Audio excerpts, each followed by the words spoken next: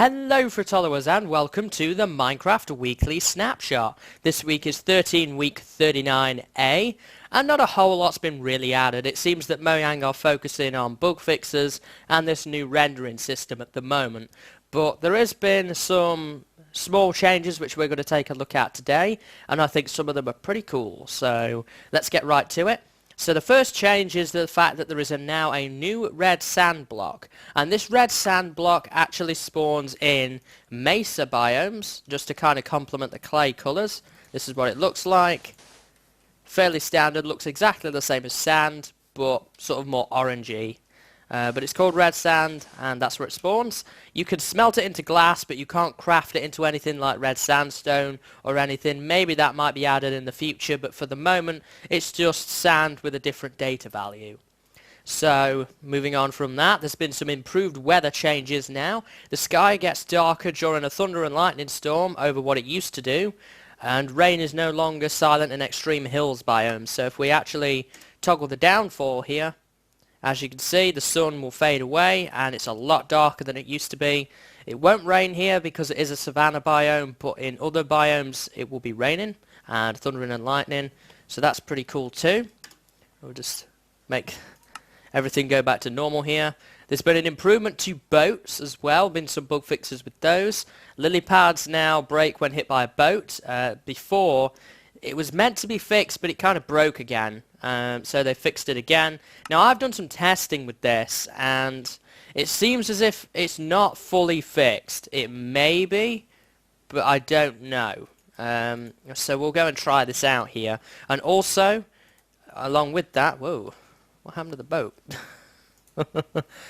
Along with that, there is also slab docks no longer destroy boats. Now I can confirm that that does work. So if we actually go and ride, as you can see, it still breaks. So I'm not sure how that bug fix has been done, but if you go through them slowly, then it seems to be okay. Like we'll just,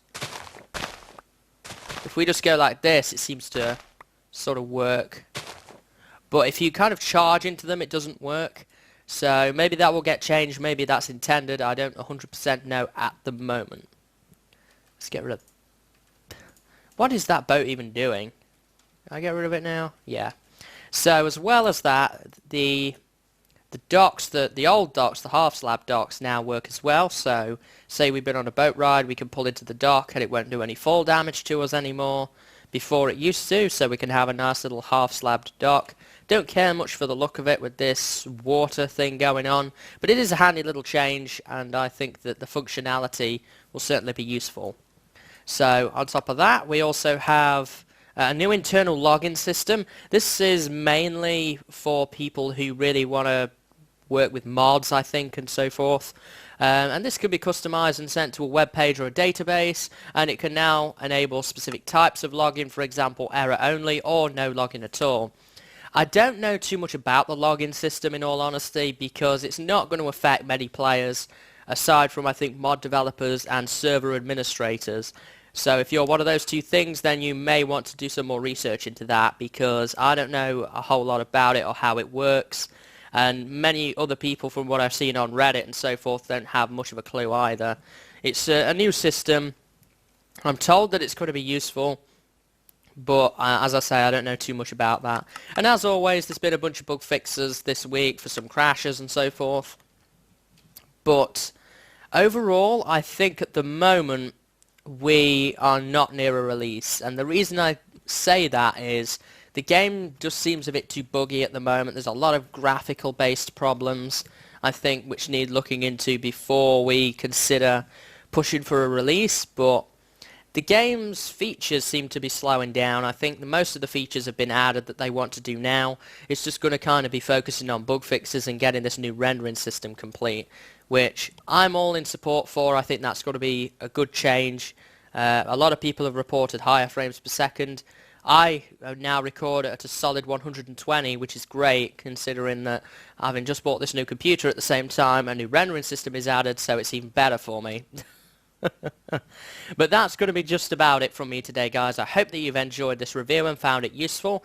Down below there will be a link to the Reddit changelog, the Mojang blog post, and the Mojang bug fix list if you want to know more in-depth information about bugs, or if anything new happens to show up between now and when this video is actually public on YouTube.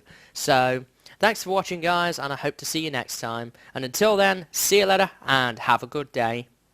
Hey, I'm back. Just one feature that I happened to miss, which is quite important, and that is that there has been a new minecart added, and that is the minecart with a command block. And it functions much how you would expect it to. It basically functions like a normal command block, but it's in a minecart, and it activates when an activator rail is below it. So I have this basic command in here, say @p hello, which just means say hello to me. While ever this is powered, then it will give me that. Now, it's obviously hard to determine whether or not it is actually giving out that message, but you can actually tell via the launcher log that it is constantly putting out that message. I imagine that some people will find this useful, but it's certainly not a revolution.